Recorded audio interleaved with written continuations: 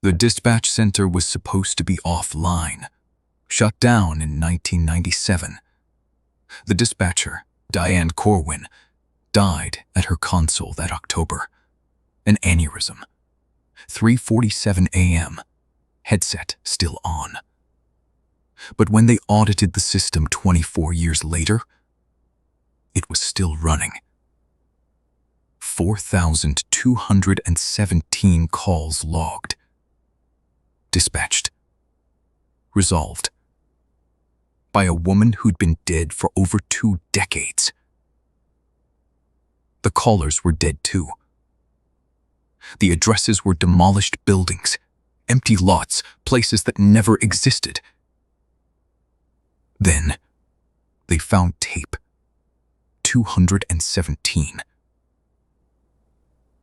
A call came in from the dispatch center's own internal line, disconnected since 2000. Diane answered.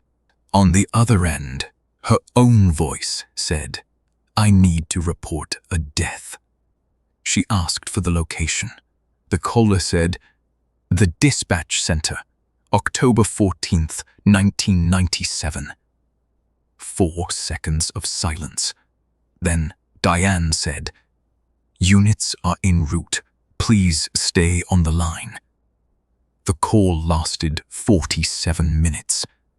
At the end, the caller said, "They're not coming." Diane said, "I know." 24 years of uninterrupted dispatch activity. The logs were organized by date, time, and case number.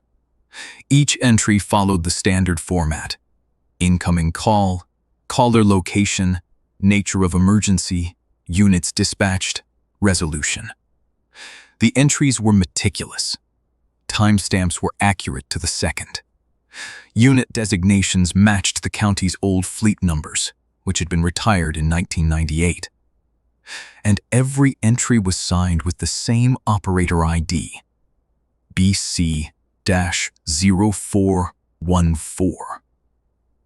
Diane Corwin, badge number 0414.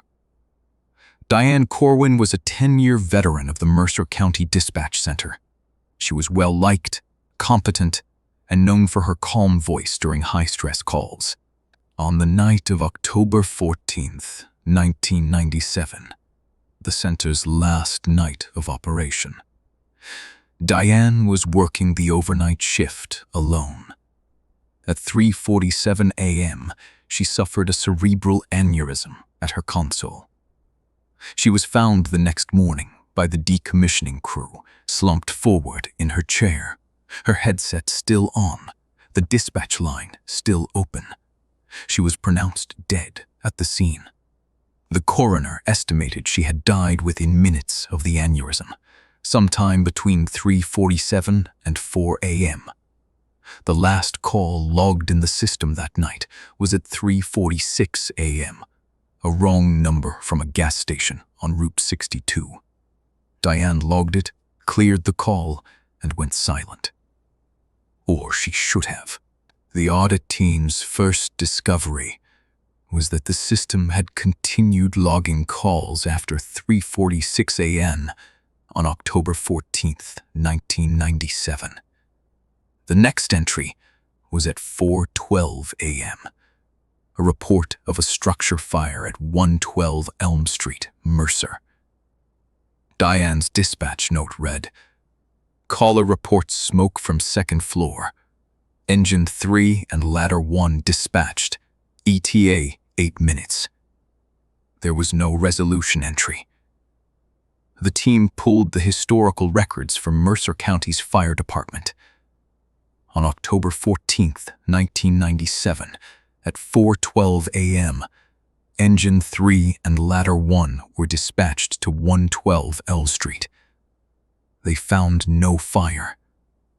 The house at 112 L Street had been demolished in 1994. The lot was empty. This was the first of what the audit team would eventually catalog as 417 anomalous dispatch entries. Calls that were logged, dispatched, and resolved by a system that had been officially offline, operated by a dispatcher who had been dead for 24 years. The calls were not random. They followed the same pattern as legitimate emergency dispatch. Incoming call, location, nature of emergency, units assigned. But the locations were wrong. Many were addresses that no longer existed. Demolished buildings, abandoned lots, roads that had been rerouted. Others were addresses that had never existed at all. House numbers on streets that didn't have that many buildings. Apartments in buildings that had only single-family units. The callers were worse. The audit team cross-referenced the call logs with the county's death records. Of the 4,217 calls logged between October 1997 and March 2021, 3,814 could be matched to phone numbers that had been disconnected. Of those, 2,907 belonged to people who were deceased at the time of the call. The callers were dead. The addresses were gone. The dispatcher was dead. And the system kept routing calls, assigning case numbers, and dispatching units that no longer existed to scenes that were no longer there. The team listened to the audio recordings. The dispatch system had a voice logging feature that recorded all incoming calls and dispatcher responses. The tapes were stored in a fireproof cabinet in the server room. There were 312 tapes, each holding approximately 8 hours of audio. The team labeled them and began transcription. The first tapes were unremarkable. Ambient noise, static, the occasional click of a phone being taken off hook. But starting around tape 14, the audio quality improved. The static cleared, and a voice began to emerge. Diane Corwin's voice. The team had access to recordings of Diane from before her death, training tapes, quality assurance reviews, a holiday party video where she sang karaoke. The voice on the dispatch tapes was identical. Same cadence, same calm, professional tone, same slight rasp when she said the word dispatch. It was Diane, or something that sounded exactly like her. The calls she answered were not normal emergency calls. The callers spoke in fragments, broken sentences, repeated phrases, words that didn't connect to each other. A man's voice said, I'm at the, for 11 minutes before the call disconnected. A woman's voice whispered, He's in the walls. He's in the walls. He's in the walls.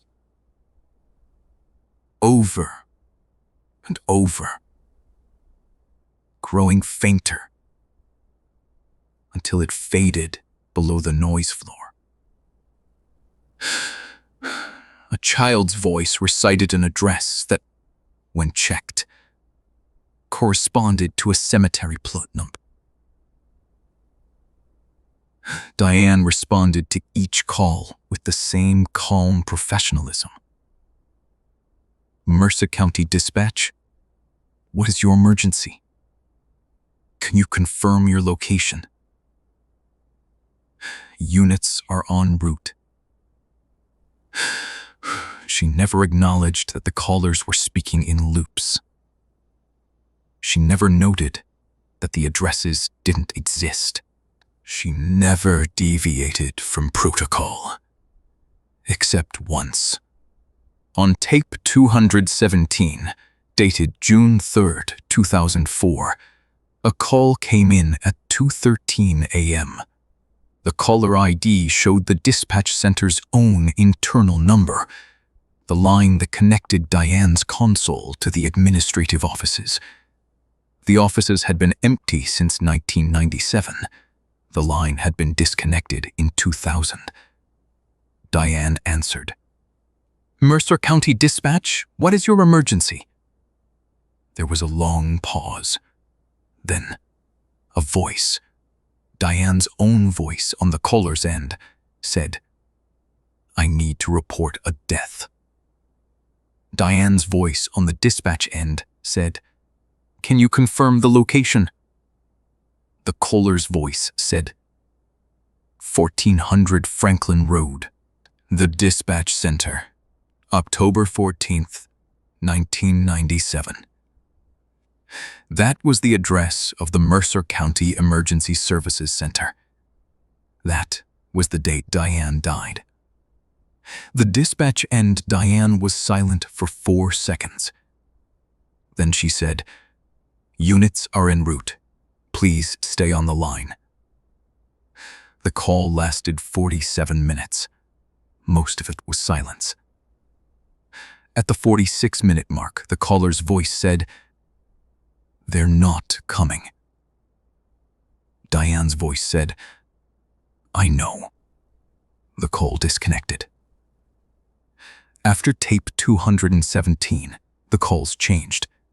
They became less frequent, dropping from several per night to 1 or 2 per week. But the content shifted.